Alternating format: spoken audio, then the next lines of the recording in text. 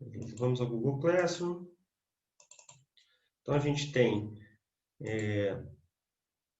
na nossa aba Atividades, aparecendo aqui um tópico novo, função afim, com a data de hoje, tá? Do dia 10.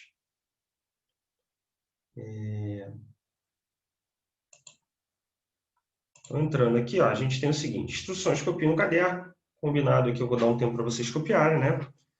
Depois da explicação. Então, a gente tem um PDF aqui, ó, com o nosso título função afim, que na verdade é uma função do primeiro grau, tá? Então, a gente vai aprender a montar uma tabela, um conceito de domínio, contradomínio e imagem. Então, na parte conceitual, a gente vai dar mais um passo, né? Para a gente entender bem essa questão da função. Vou trazer para vocês aqui uma representação no diagrama de Venn, que é utilizado na teoria dos conjuntos, né? E a nossa representação gráfica, que é o mais interessante aqui nesse momento. Depois eu trouxe aqui alguns gráficos para a gente analisar, né? A classificação de cada função, de acordo com o coeficiente A. Tá bom? Então, vamos iniciar aqui. O que é uma função afim? E essa definição é importante, e certamente vai aparecer nas avaliações, né? Bom, uma função afim é toda função. Aqui, olha que escrita interessante, né? F, dois pontinhos, aí aparece um R, e esse R é do conjunto dos números reais, tá? Então, vai estar aparecendo um R para a gente, que é do conjunto dos números reais. Aqui é uma setinha, né? Eu acabei não conseguindo encontrar ali no Word, né? Mas tem uma setinha que significa em, e a gente tem outro R também do conjunto dos números reais. Então, vamos entender isso aqui, né? É uma função, a leitura é a seguinte, ó, é uma função de R em R. Será função afim quando puder ser escrita na forma f de x igual a ax mais b, com a, b e c pertencentes ali ao conjunto dos números reais. Então, parece assim uma definição complexa, né? A notação matemática tem também as suas especificidades, né? Então, a gente precisa prestar atenção aqui na definição e entender o conceito. Bom, vamos lá. O que é uma função do primeiro grau? A função do primeiro grau é quando a nossa lei de formação ela vem nessa escrita aqui, ó, f de x. Lembra que no último PDF que eu passei para vocês, e está no caderno de vocês que vocês copiaram, que o f de x é a mesma coisa que y, tá? Então a gente pode entender que a função do primeiro grau é quando a gente vai ter um y igual, né? Y igual a uma fórmulazinha. Lembra aquela lei de formação que a gente montava em cada probleminha? Agora essa lei de formação já vai ser entregue para a gente em cada exemplo, em cada exercício, né? E essa lei de formação entregue para a gente, ela tem essas características aqui, ó. Um número que vai estar multiplicando uma letra, nesse caso esse número está sendo representado por A, né, que a gente chama de coeficiente, que vai ser um número qualquer do conjunto dos números reais, tá bom? Números reais a gente já aprendeu lá no início do ano, adicionado a um outro número, a um outro valor que também pertence ao conjunto dos números reais.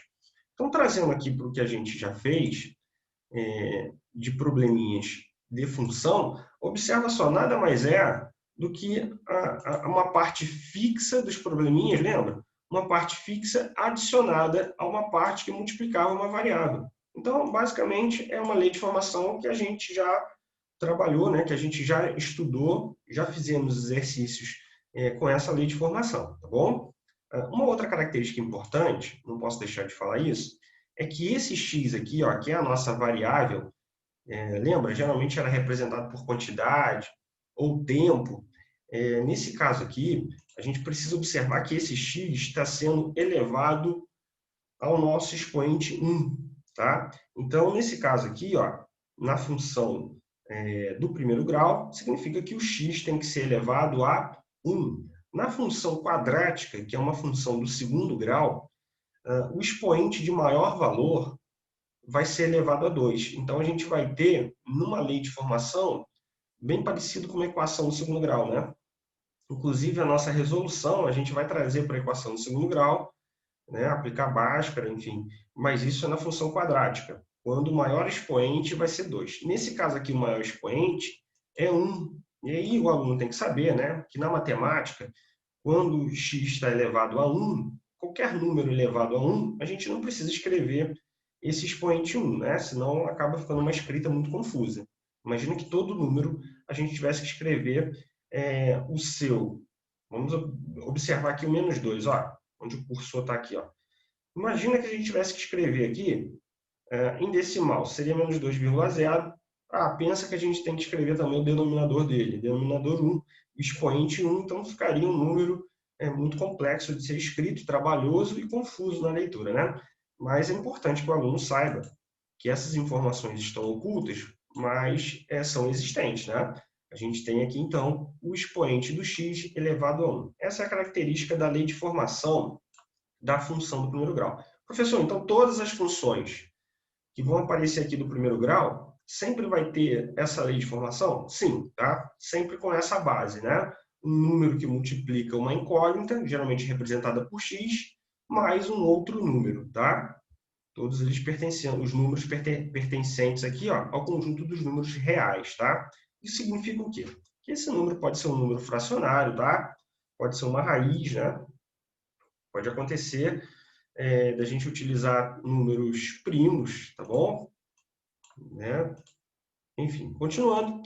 Outra definição importante aqui desse primeiro parágrafo, né? É esse F, dois pontos, R em R, né? Então, toda vez que você vê um F, dois pontos, está se referindo a uma função, tá? E esse R em R, o que significa isso, né? Vamos buscar essa definição aqui agora. O que significa R em R? Bom, para a gente entender isso, a gente vai precisar entender o conceito de domínio, contradomínio e imagem de uma função. Então, toda função ela vai ter essas três informações nela, contidas nela, tá bom? A gente tem que buscar um domínio, um contradomínio e uma imagem. Toda função vai aparecer isso, tá? Então, o que é o domínio de uma função? O domínio é o conjunto de partida entre as relações. Então, lembra que o conceito de função é a correspondência, né? É a relação entre duas grandezas, e o nosso conjunto de partida, as informações que a gente vai ter para iniciar essa correspondência, a gente vai chamar de domínio. Lembra no probleminha do carro, né? Um carro viajava a uma velocidade constante de 100 km por hora. Então, olha só, quando ele dava para a gente 100 km em uma hora, né? A gente tinha, então, o nosso ponto de partida do probleminha, né?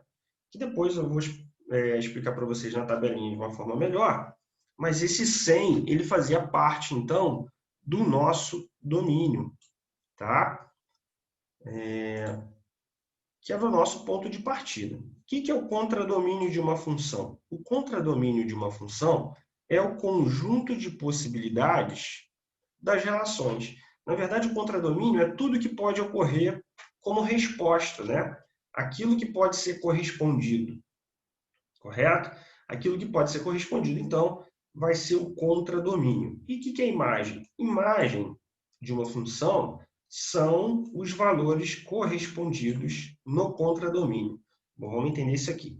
Se o meu contradomínio é um conjunto de todas as possibilidades de respostas, a imagem vai ser, de fato, a resposta correspondida, tá bom? Essa situação aqui, ó, que a definição está trazendo para a gente. O domínio é um ponto de partida, o contradomínio é o total de possibilidades que a gente tem de resposta, e a nossa imagem é o que de fato acontece. Vou trazer aqui um exemplo da estatística, né? Vamos trazer um exemplo da probabilidade. A gente vai estudar isso com mais calma, mas vamos pensar o seguinte: quando eu jogo um dado, o que eu tenho de total de possibilidade de um dado? Um dado de 6 faces, tá? Não viciado. Bom, eu tenho um total de possibilidades de sair um dado de 1 a 6, correto? 1, 2, 3, 4, 5, 6. É o que eu tenho. Quando eu jogo e observo a face que está voltada para cima, vamos supor que tenha caído 5. 5 é o que de fato caiu. Então, né, claro que a gente tem que contextualizar isso dentro de um probleminha, né, para que haja uma relação, para ser função. Mas, a grosso modo, você pode entender dessa forma. Aquilo que de fato aconteceu, a face voltada para cima foi o 5. É que dentro de um contexto de função seria a imagem, tá? Bom, agora voltando lá em cima, no primeiro parágrafo, quando ele diz para a gente que vai ser função de R em R, esse primeiro R aqui, ó, que ele está se referindo, vai ser o nosso domínio. Professor, sempre? Sim, tá? Sempre que você tiver essa escrita de F, R em R, significa que é uma função que o meu domínio, as minhas possibilidades de partida, vão ser qualquer, né, ou vai ser qualquer número do conjunto dos números reais, tá?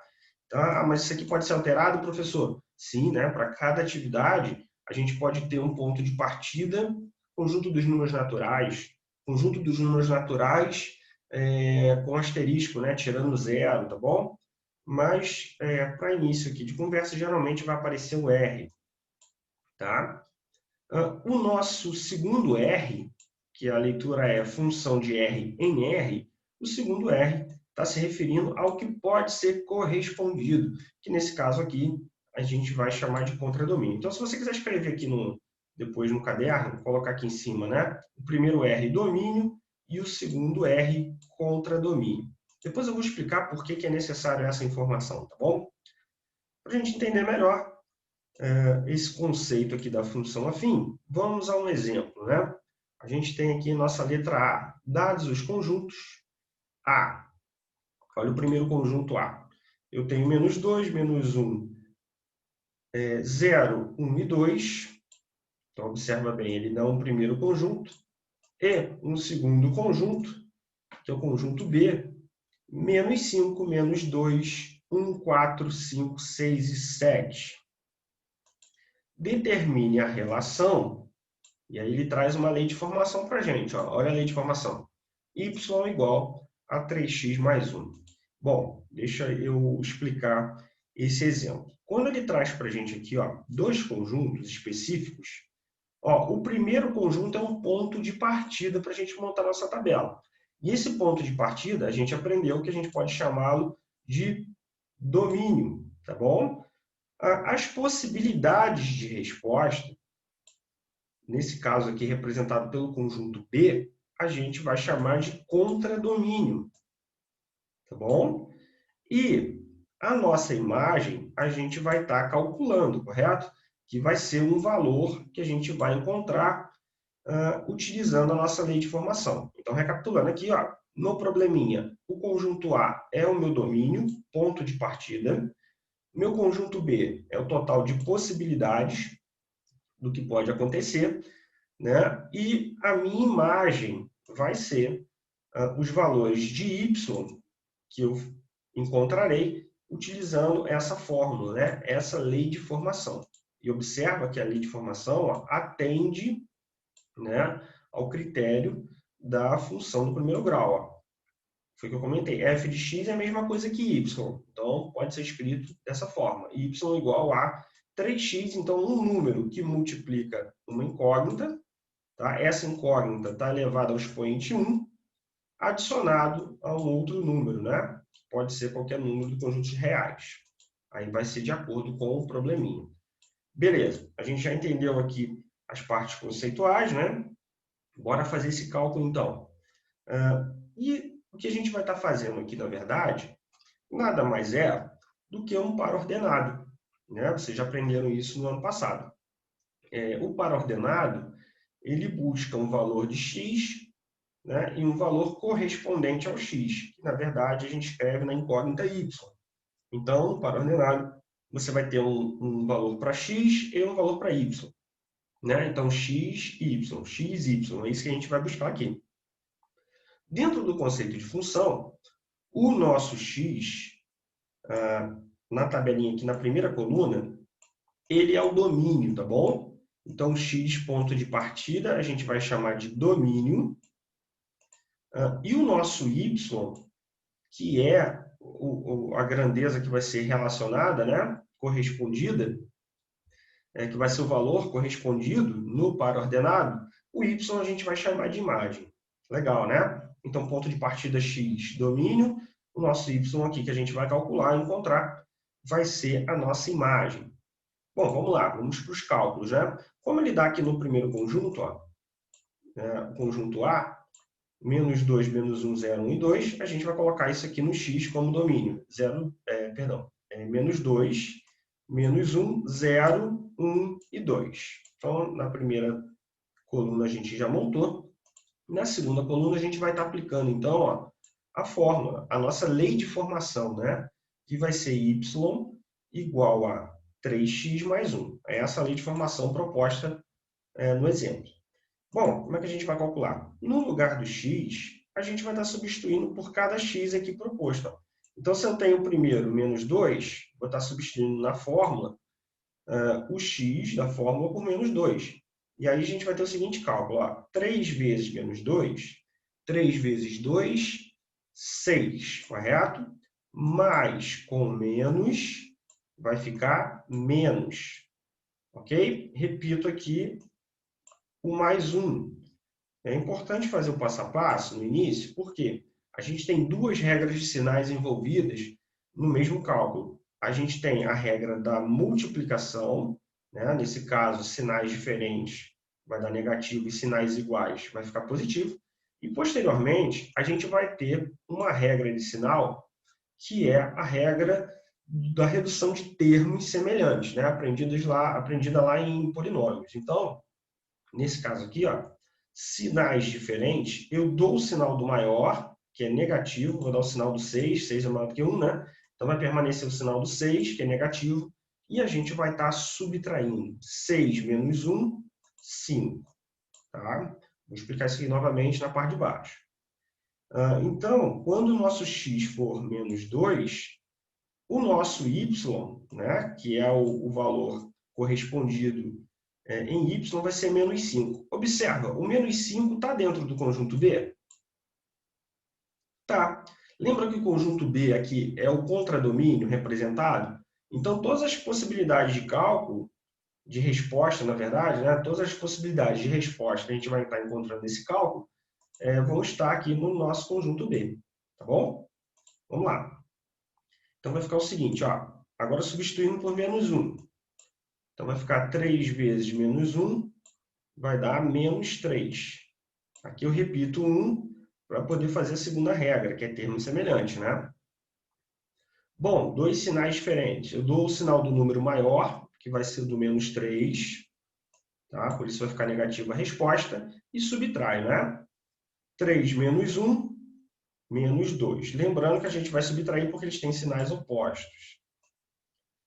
Então, quando o meu x é menos 1, o par ordenado dele, o y correspondente, vai ser menos 2. Menos 2 está lá no conjunto B? Que são as possibilidades? Sim, está batendo direitinho, tá vendo? Agora vamos substituir por 0. 3 vezes 0, 0. 0 somado a 1, 1.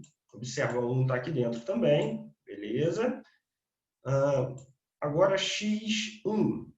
3 vezes 1, 3. 3 somado a 1, 4. Vamos observar se o 4 está na possibilidade. E resposta do conjunto B, sim. E 2, para finalizar, né? Substituindo aqui na fórmula, 3 vezes 2 vai dar 6. 6 somado a 1, teremos então o valor de 7, que também aparece aqui. Ok? Então, a gente pode montar um par ordenado, né? Menos 2 e menos 5, menos 1 e menos 2, 0 e 1, correto? 1 e 4, 2 e 7. Tá, agora por que a gente montou essa tabela, né? Porque agora a gente pode pegar essa lei de formação aqui, ó. Tá vendo? Y igual a 3x mais 1. E a gente pode representar essa lei de formação num gráfico, correto? A gente pode criar um gráfico no plano cartesiano. Então, foi para isso que a gente fez todo esse cálculo na tabela aqui, né? Para a gente agora pegar e representar essa lei de formação em um gráfico, tá? Para a gente entender melhor essa correspondência do que aconteceu aqui, ó, dos pares ordenados, eu trouxe aqui uma ideia da representação do diagrama de Venn, né? A representação do diagrama de Venn vem da teoria dos conjuntos.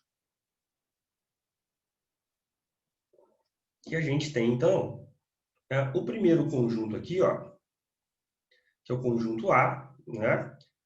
Foram aquelas possibilidades do conjunto A, ó, tá vendo? Menos 2, menos 1, 0, 1 e 2. Então, ó, menos 2, menos 1, 0, 1 e 2. A gente vai colocar aqui dentro de um conjunto, né? Do diagrama. O conjunto B também, ó. As possibilidades escritas aqui, ó, menos 5, menos 2, 1, 4, 5, 6 e 7, tá? Então, vamos lá, ó. Menos 5, menos 2, 1, 4, 5, 6 e 7.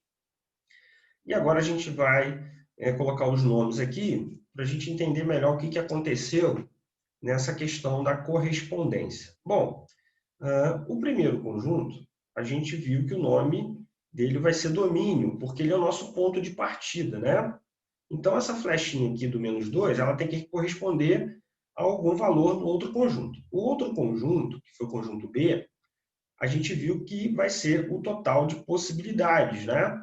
Aquilo que vai ser correspondido vai ter que estar nesse conjunto B. Esse conjunto B a gente vai chamar de contradomínio, ok? E o que de fato está sendo correspondido, a gente vai chamar de imagem, tá? Então, vamos observar aqui. A gente fez o cálculo na tabela. Menos 2 corresponde a menos 5. Né? Então, a gente vai fazer uma setinha aqui, ó, tá bom? Menos 1 corresponde a menos 2. 0 corresponde a 1. 1 corresponde a 4. E o 2 corresponde ao 7. E aí eu fiz um subconjunto aqui, né? Ó, eu criei um outro conjunto aqui. Está de vermelho, está um pouco apagado, né?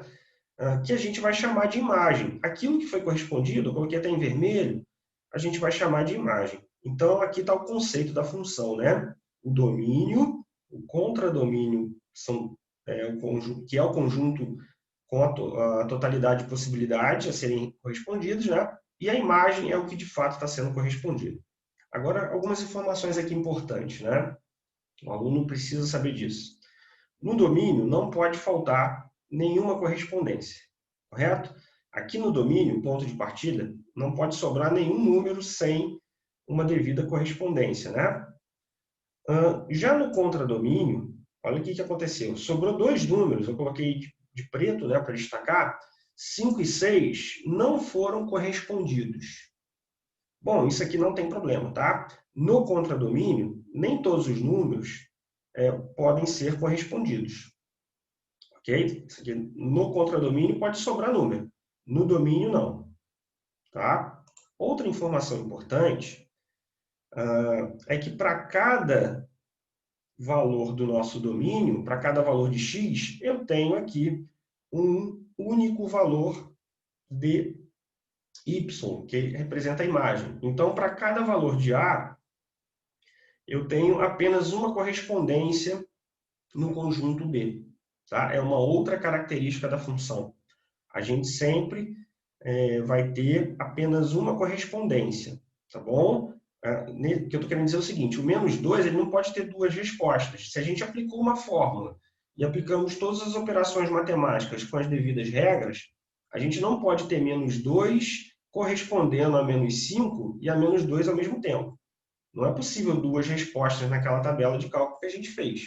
É isso que eu estou me referindo, tá? Então, sempre, para cada domínio aqui, para cada valor do primeiro conjunto, a gente vai ter apenas uma única resposta, né? Um único par ordenado, uma única correspondência. Ok? Bom, para terminar, a gente vai ter, então, a representação no gráfico, gráfica no plano cartesiano, né? O plano cartesiano, relembrar aqui, ele é formado por dois eixos, tá? O primeiro eixo aqui, horizontal, representado então por x, e o segundo eixo, vertical, em pé, né? Representado então por y. Isso aí depois, no decorrer do conteúdo, né? A gente vai estar trabalhando e vai esclarecendo as dúvidas e tudo mais. Nos livros, aborda muito essa linguagem aqui, ó. O eixo das abscissas, referente ao x, e o eixo das ordenadas, referente ao y. Bom, o que a gente precisa saber? O nosso ponto de origem aqui, ó, é a intersecção dos dois eixos, né? Das duas, eu ia falar reta, né? Mas na verdade são os eixos, né? Os dois eixos aqui, correto? Então, onde eles se cruzam é o ponto de origem zero. Então, do zero para a nossa direita, lembra da reta real?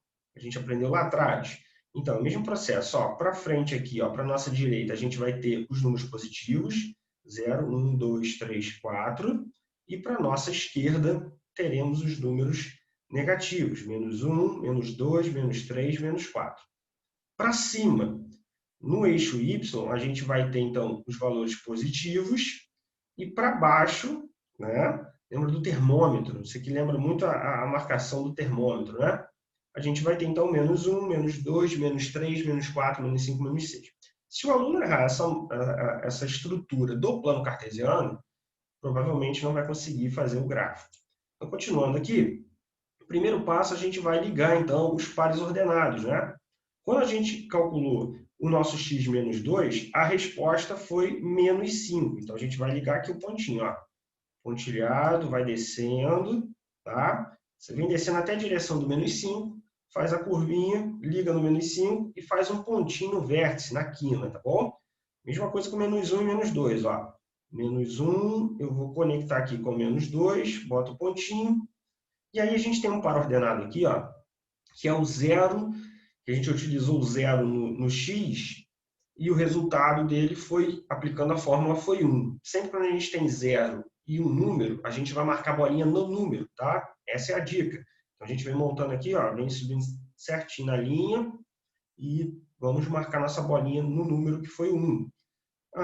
Continuando a nossa conexão, a gente vai ter, então, o 1 no x, que a gente vai até o 4 no y, fazemos a curva e marcamos a bolinha no vértice. E depois, para finalizar, né, nosso domínio, o 2, a gente vai conectar ao 7. Então, a gente vai até lá em cima, na direção certinha, marcamos a bolinha. Beleza. Depois que a gente montou aqui os pares ordenados, observa que agora, com o nosso vértice, a gente pode montar a nossa reta, que representa a função, tá? Continuando, então, ó. Você pode botar uma régua aqui, fazer o risco direitinho. Bom, está aqui representado, então, a função, né, com a lei de formação. Deixa eu ver se eu dou uma olhada aqui na nossa lei de formação. Com a lei de formação, ó, y igual a 3x mais 1. Então, 3x mais 1 vai gerar esse gráfico aqui, ó, tá bom? A representação no plano cartesiano, né? Bom, característica da função afim, só para terminar aqui rapidinho, tá? É um gráfico, é uma reta que aparece para a gente aqui, ó, linear, tá? Então, a gente vai ter no desenho, no plano cartesiano, uma reta, ela não sofre curvas, tá, galera? Então, não pode haver, em momento nenhum, alguma inclinação aqui, alguma curva, tá? Tem que ser uma reta, e uma das características dessa reta é que ela é linear, né? Característica dessa função. O que eu estou querendo dizer com isso?